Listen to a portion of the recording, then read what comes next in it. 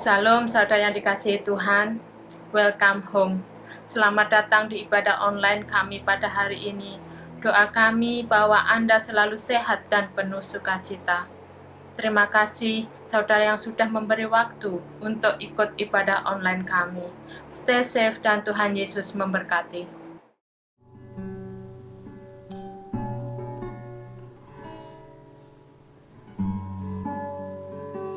Bila kau izinkan sesuatu terjadi, ku percaya semua untuk kebaikanku. Bila nanti telah tiba waktumu, ku percaya kuasa-Mu memulihkan hidupku. Waktu Tuhan pasti yang terbaik, walau kadang tak mudah dimengerti. Lewati cobaan, ku tetap percaya waktu Tuhan pasti yang terbaik.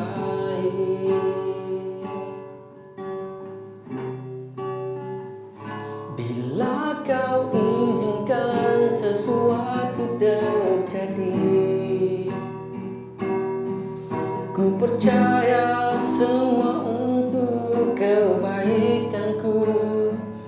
Bila nanti telah tiba waktumu, ku percaya kuasa-Mu memulihkan hidupku.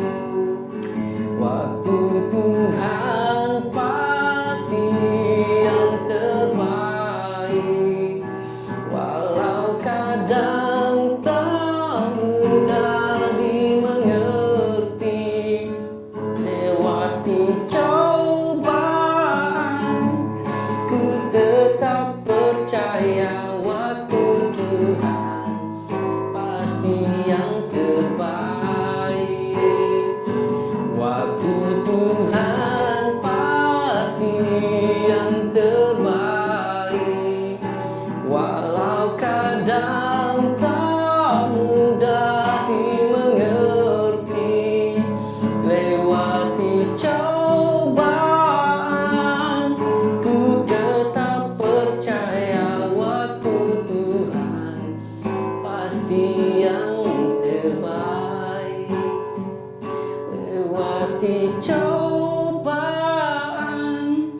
ku tetap percaya waktu Tuhan pasti yang terbaik. Lewati cobaan, ku tetap percaya waktu Tuhan pasti yang terbaik.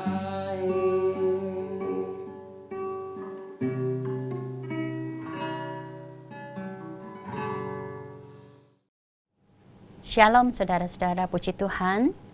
Kalau di dalam minggu ini kami boleh beribadah bersama-sama kembali sebagai tubuh Kristus. Dan bagi saudara-saudara yang masih tidak memungkinkan untuk bergabung bersama dengan kami, saudara jangan merasa sedih atau putus asa. Saudara tetap semangat dan saudara mendengarkan khotbah ini di rumah atau di mana saja saudara berada. Kita berdoa. Bapa, Engkau memberkati pemberitaan firman-Mu ini, Engkau mengurapi hamba-Mu, dan Engkau juga mengurapi setiap orang-orang, anak-anak-Mu yang mendengarkannya. Biarlah firman-Mu ini boleh menjadi berkat bagi kami semua. Dalam nama Yesus kami berdoa. Amin. Saudara, dalam masa-masa yang ada di dalam persoalan, permasalahan, pergumulan hidup, seringkali kita menitipkan doa. Seringkali saudara mungkin meminta seseorang untuk berdoa bersama atau berdoa untuk saudara. Dan saudara, di seluruh dunia ini sedang membutuhkan orang-orang yang berdoa dan mendoakan. Dan hari ini saya ingin memberikan berita gembira bahwa ada seorang yang tidak pernah lupa kepada saudara, dan dia selalu mengingat saudara, bahkan dia boleh menjadi pembela kita. Di dalam bahasa Inggris dikatakan dia menjadi intercessor, berdoa bagi kita. Kita melihat di dalam Roma pasal 8 ayat 34. Kristus Yesus yang telah mati, bahkan lebih lagi yang telah bangkit, yang juga duduk di sebelah kanan Allah, yang malah menjadi pembela bagi kita. Seorang yang bernama Robert McCain mengatakan, kalau saya mendengar Yesus berdoa buat saya tidak akan takut sekalipun ada 1 juta musuh. Saudara, hari ini saya mau katakan bahwa Yesus berdoa bagi saudara dan saya. Di dalam Alkitab, Yohanes pernah menuliskan bahwa Yesus berdoa, meminta perlindungan bagi murid-muridnya. Di dalam ayatnya yang ke-15 dari pasal 17, Yohanes menuliskan bahwa Yesus berdoa demikian, "Aku tidak meminta supaya engkau mengambil mereka dari dunia, tetapi supaya engkau melindungi mereka daripada yang jahat." Yesus berdoa kepada Bapa untuk perlindungan bagi murid-muridnya. Saudara, orang Indian asli pada zaman dahulu itu mempraktekkan pelatihan anak laki-laki remaja yang berusia 13 tahun. Sebelum mereka dilatih berburu, dilatih untuk mandiri, ya, untuk independen. Pada waktu tepat usia 13 tahun, biasanya anak ini akan ditutup matanya dan akan dibawa masuk ke hutan yang lebat sekali. Dan kemudian di dalam pengertian anak yang berusia 13 tahun itu, disitulah dia ditinggalkan. Dalam kegelapan malam yang gelap gulita. Saudara bayangkan anak berusia 13 tahun yang mungkin ini bagian daripada pelepasan untuk dia masuk ke dalam kehidupan yang berdikari, mandiri, independen. Dan dalam keadaan yang sangat ketakutan, mungkin dia resah, mungkin dia setiap kali menutup mata, dia terbangun-bangun lagi, dia tidak bisa tidur pulas, ya.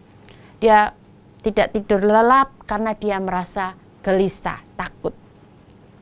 Tetapi di pagi harinya, pada waktu dia mungkin sempat tertidur sebentar, pada waktu dia membuka mata dalam terang cahaya matahari, disitulah dia melihat ada seorang laki-laki yang berdiri tegap siap dengan anak panahnya di dekat anak tersebut. Dan memang betul bahwa laki-laki itu berdiri sepanjang malam di samping anaknya yang ketakutan. Dan laki-laki itu adalah ayah daripada anak itu. Anak itu tidak melihat, tetapi ayahnya melindungi. Saudara, seperti yang saya katakan, Yesus berdoa kepada Bapa, minta perlindungan bagi anak-anaknya.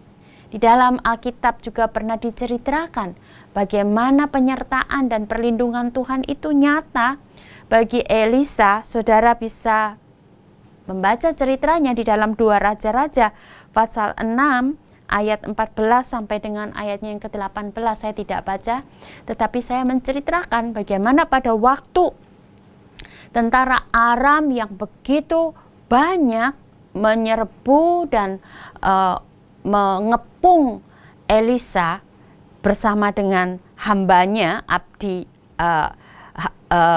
hambanya, ya, yang waktu itu bersama-sama dengan dia.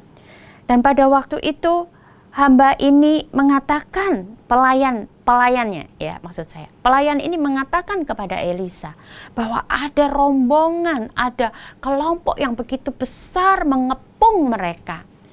Kemudian Elisa mengatakan bahwa sesungguhnya ada penyertaan Tuhan yang lebih besar daripada mereka.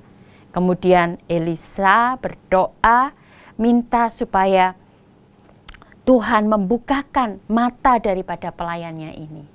Dan pada waktu pelayan ini dibukakan matanya, dikatakan pelayan ini atau bujang ini melihat bahwa di gunung-gunung itu penuh dengan kuda dan kereta berapi yang mengelilingi mereka.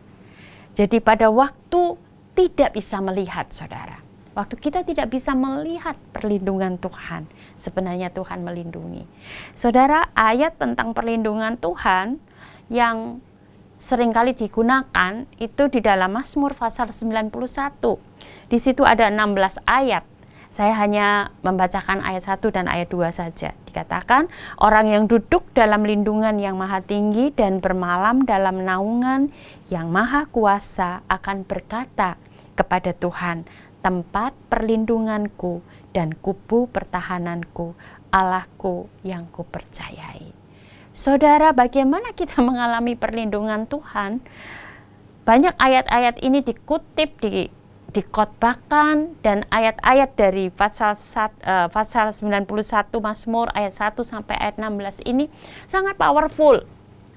Tetapi mereka lupa dengan penekanan kunci daripada bagaimana orang bisa mengalami perlindungan Tuhan. Kuncinya itu justru di dalam ayat yang pertama, saudara. Bahwa orang itu duduk dalam lindungan yang maha tinggi, bermalam dalam naungan yang maha kuasa. Orang itu dekat dengan Tuhan, mendekat kepada Tuhan. Bukan orang yang lari-lari, kemudian klaim ya, menuntut ayat ini akan terjadi dalam hidupnya. Bukan itu. Tetapi biarlah kita lebih fokus kepada apa yang dimaksudkan di dalam ayat yang pertama. Duduk dalam lindungan yang maha tinggi, bermalam dalam naungan yang maha kuasa. Saudara, kita tetap dekat dengan Tuhan. Pada waktu kita tetap dekat dengan Tuhan, kita tidak tahu apa yang terjadi di dalam dunia ini. Mungkin kita lebih fokus kepada perlindungan coronavirus atau COVID. Tetapi yang saya mau katakan, Tuhan mengatakan bahwa kita akan menghadapi seperti kita dikatakan seperti domba yang diutus di tengah-tengah serigala. Berbicara tentang bagaimana kita akan mengalami penderitaan, penganiayaan. Dan sebenarnya tentang perlindungan Tuhan ini jauh lebih luas dari hanya berbicara tentang perlindungan corona. Dan mari saudara, kita percaya bahwa ada perlindungan Tuhan pada waktu kita duduk dalam lindungan yang maha tinggi, bermalam dalam naungan yang maha kuasa. Kemudian berikutnya saudara, Tuhan Yesus berdoa pertama untuk perlindungan, yang kedua untuk kekudusan. Dikatakan di dalam ayat yang ke-17 dari Yohanes 17 ini, kuduskanlah mereka dalam kebenaran, firman-Mu adalah kebenaran. Saudara, kata kudus itu artinya dipisahkan. Pada waktu Tuhan menyuruh Salomo mempersiapkan perkakas bait Allah, perkakas itu dikuduskan, dipisahkan dari penggunaan-penggunaan yang lain. Itu artinya dimaksudkan untuk tujuan kudus, digunakan untuk tujuan kudus. Dan pada waktu Babel dalam pimpinan Nebukadnezar menyerang Yerusalem, menghancurkan bait Allah, perkakas-perkakas kudus ini diangkut ke Babel. Dan dalam pemerintahan anaknya yang bernama Belsyazar, di dalam pesta pora yang dilakukan oleh Belsyazar, Belsyazar ini menghina dan merendahkan Tuhan dengan cara memakai perkakas bait Allah yang kudus yang diambil oleh ayahnya, yang diangkut ke Babel. Itu sengaja dipakai, saudara. Cawan-cawan dari perkakas kudus ini dipakai untuk minum minuman anggur yang memabukkan. Dan itu sangat menghina Tuhan. Itu sebabnya akhirnya Belsyazar dihukum dan Belsyazar mati. Pada waktu kerajaan Media dan Persia menyerang. Pada malam itu juga Belsyazar mati. Saudara, kudus bukan berarti sempurna. Kita semua hidup belum sempurna, tetapi kudus adalah usaha untuk hidup dalam ketaatan. Menghadapi bagaimana kita memiliki kelemahan dalam daging ini, daya tarik daripada dunia, dan bagaimana serangan iblis yang berusaha untuk mencobai kita. Mari saudara, biarlah kita mempersembahkan hidup kita kepada Allah untuk alat kebenarannya. Di dalam 1 Petrus pasal 1 ayat 14 sampai dengan ayat 16. Saya bacakan dari PowerPoint ini. Hiduplah sebagai anak-anak yang taat dan janganlah turuti hawa nafsu yang menguasai kamu pada waktu kebodohanmu. Tetapi hendaklah kamu menjadi kudus di dalam seluruh hidupmu, sama seperti Dia yang kudus yang telah memanggil kamu. Sebab ada tertulis, kuduslah kamu sebab aku kudus. Hidup kita dipisahkan, bukan diambil dari dunia ini, kita dipisahkan. Kita tidak hidup secara dunia, kita dikuduskan. Dan biarlah kita mau sebagaimana doa Yesus untuk murid-muridnya, untuk kita, biarlah kita hidup secara terpisah dengan cara-cara dunia ini. Kudus di hadapan Allah. Kemudian saudara, doa Tuhan Yesus yang ketiga adalah berbicara tentang kesatuan. Di dalam ayatnya yang ke-21 dari Yohanes 17 ini, supaya mereka semua menjadi satu, sama seperti Engkau, ya Bapa, di dalam aku dan aku di dalam Engkau, agar mereka juga di dalam kita, supaya dunia percaya bahwa Engkaulah yang telah mengutus aku. Saudara, doa Tuhan Yesus tentang bagaimana Bapa melindungi murid-muridnya, kita semua. Bagaimana Bapa menolong kami untuk hidup di dalam kekudusan. Dan yang terakhir, hidup di dalam kesatuan. Saudara bayangkan ya, bagaimana di dalam alat-alat musik, saya kasih contoh. Piano dan gitar berbeda. Tetapi piano dan gitar ini akan menjadi harmoni kalau ditune dengan tune yang cocok, yang sama. Bayangkan saudara, kalau gitar ini ditune lebih tinggi dari piano dan kemudian pada waktu dimainkan bersama-sama, suaranya saudara bisa membayangkan ya. Orang mengatakan suaranya ambiar ya. Tidak harmonis. Tetapi kalau ditune dalam tune yang sama, itu akan menjadi indah dan akan menjadi suara musik yang surgawi ya, yang indah. Dan itu kalau dinyanyikan dengan pengurapan Roh Kudus, saya katakan tadi, seperti musik surgawi. Saudara, mari biarlah kita menjadi anak-anak Tuhan. Memang kita berbeda. Mungkin kita tidak perlu menyelaraskan pandangan-pandangan kita, tetapi ini yang harus kita jadikan satu, in tune. Di dalam Efesus pasal 4 ayat 3 sampai dengan 6, Paulus menuliskan begini, berusahalah memelihara kesatuan roh oleh ikatan damai sejahtera. Saudara bisa memiliki pandangan yang berbeda, tetapi ini yang dimaksudkan persatuan, satu tubuh dan satu roh. Sebagaimana kamu telah dipanggil kepada satu pengharapan yang terkandung dalam panggilanmu. Satu Tuhan, satu iman, satu baptisan, satu Allah dan Bapa dari semua, Allah yang di atas semua dan oleh semua dan di dalam semua. Saudara, inilah yang menjadi doa Yesus. Dan saya percaya Tuhan Yesus sampai dengan hari ini, kerinduannya sama. Agar kita hidup di dalam perlindungan. Agar kita hidup di dalam kekudusan. Dan kita hidup di dalam kesatuan. Dan dari doa ini, inilah yang menjadi tujuannya. Supaya kita melanjutkan pekerjaan Yesus di dunia. Yohanes pasal 17 ayat 18. Sama seperti engkau telah mengutus aku ke dalam dunia, demikian pula aku telah mengutus mereka ke dalam dunia. Dengan perlindungan, kekudusan, dan kesatuan, Tuhan Yesus ingin kita melanjutkan pekerjaannya di dunia ini dengan jalan mengutus kita untuk menjadi penerusnya. Tujuan berikutnya saudara yang kedua, supaya kita bisa menyatakan kasih Allah. Ayat yang ke-26, aku telah memberitahukan namamu kepada mereka dan aku akan memberitahukannya.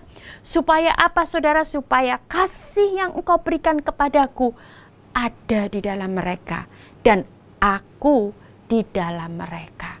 Saudara, kasih itu merupakan yang paling utama. Bahkan Tuhan Yesus mengatakan seluruh hukum yang ada yang diberikan itu ada di dalam hukum kasih. Mengasihi Tuhan, mengasihi sesama.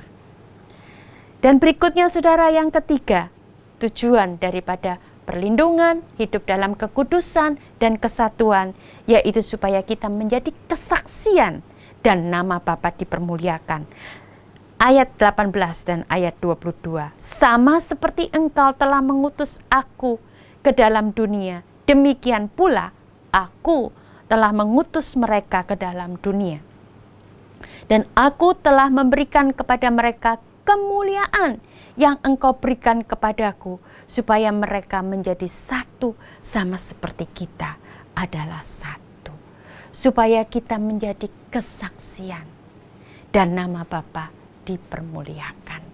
Saudara, dalam situasi yang sulit bagaimanapun juga, biarlah kita hidup mendekat kepada Tuhan, hidup dalam perlindungannya, menjaga kekudusan hidup, tetap menjadi anak-anak Tuhan yang bersatu di dalam Tuhan. Dan biarlah kita boleh menjadi penerus pelayanan Tuhan di muka bumi ini untuk menyatakan kasih-Nya. Dan dengan demikian kita boleh menjadi kesaksian bagi orang-orang yang ada di muka bumi ini. Kesaksian bagi keluarga kita, kesaksian bagi tetangga-tetangga kita, kesaksian bagi teman-teman kita, kesaksian bagi orang-orang yang ada di dunia ini. Mari kita berdoa. Bapa, terima kasih. Biarlah firman-Mu yang sudah kami dengar ini boleh menolong kami seperti benih yang ditaburkan. Dan benih itu akan mendapat tempat di tanah yang subur, tanah hati kami yang diolah oleh Roh Kudus menjadi tanah yang subur, sehingga benih ini bertumbuh, berbuah berkali lipat. Terima kasih. Dalam nama Yesus kami berdoa. Amin. Saudara, kita akan mengambil perjamuan kudus. Saudara menyiapkan roti atau biskuit dan juga minuman yang tersedia di tangan saudara. Dan bagi kami yang di gereja, kami akan mengambil perjamuan kudus bersama-sama. Saudara, sebelum kita akan mengambil bagian penting ini yang melambangkan tubuh dan darah Yesus, dengarkanlah firman Tuhan. Jadi barang siapa dengan cara yang tidak layak makan roti atau minum cawan Tuhan, ia berdosa terhadap tubuh dan darah Tuhan. Karena itu, hendaklah tiap-tiap orang menguji dirinya sendiri, dan baru sesudah itu ia makan roti dan minum dari cawan itu. Karena barang siapa makan dan minum tanpa mengakui tubuh Tuhan, ia mendatangkan hukuman atas dirinya. Lambang dari tubuh Kristus dan cawan ini melambangkan darahnya. Ini bukan upacara permainan, tetapi mari kita mengakui tubuh dan darahnya yang menyelamatkan kita. Mari saudara, kita angkat roti yang melambangkan tubuh Yesus ini, dan cawan ini yang melambangkan darah Yesus, dan dengarkan firman Tuhan. Sebab apa yang telah kuteruskan kepadamu telah aku terima dari Tuhan, yaitu bahwa Tuhan Yesus pada malam waktu ia diserahkan, mengambil roti, dan sesudah itu ia mengucap syukur atasnya, ia memecah-mecahkannya dan berkata, inilah tubuhku yang diserahkan bagi kamu, perbuatlah ini menjadi peringatan akan aku. Mari kita makan dalam nama Yesus.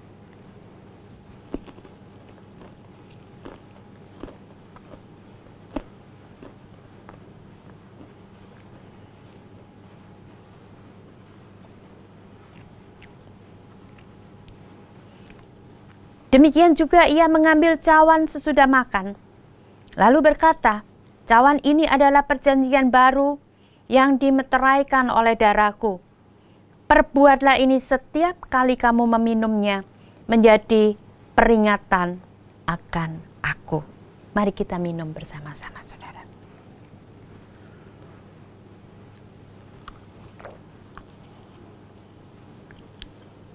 Sebab setiap kali kamu makan roti dan minum cawan ini, kamu memberitakan kematian Tuhan sampai ia datang. Puji Tuhan, saudara. Mari kita menaikkan doa berkat. Bapa, kami meminta supaya kami menerima segala hikmat dan pengertian yang benar untuk mengetahui kehendak Tuhan dengan sempurna, sehingga hidup kami layak di hadapan-Mu, serta berkenan kepadamu dalam segala hal, dan kami memberi buah dalam segala pekerjaan yang baik, dan bertumbuh dalam pengetahuan yang benar tentang Allah, dan dikuatkan dengan segala kekuatan oleh kuasa kemuliaan-Mu, untuk menanggung segala sesuatu dengan tekun dan sabar, dan mengucap syukur dengan sukacita kepada Bapa yang melayakkan kami, untuk mendapat bagian dalam apa yang ditentukan untuk orang-orang kudus di dalam kerajaan terang. Engkau telah melepaskan kami dari kuasa kegelapan dan memindahkan kami ke dalam kerajaan anak-Mu yang kekasih. Di dalam Yesus kami memiliki penebusan kami, yaitu pengampunan dosa. Terima kasih untuk keselamatan, terima kasih untuk penebusan, terima kasih untuk pembebasan, terima kasih untuk pengampunan, terima kasih Tuhan untuk berkat-berkat yang terus Engkau curahkan. Dan kami menerimanya di dalam nama Tuhan Yesus. Kami berdoa. Amin. Saudara, persembahan adalah satu bagian dari worship yang kita boleh memberi. Jika kita memberi, kita diberkati. Saudara bisa scan di QR Code yang tersedia bagi kita. Jika saudara ada permohonan doa, saudara bisa melihat di linknya dan kirim kepada kami. Tuhan Yesus memberkati.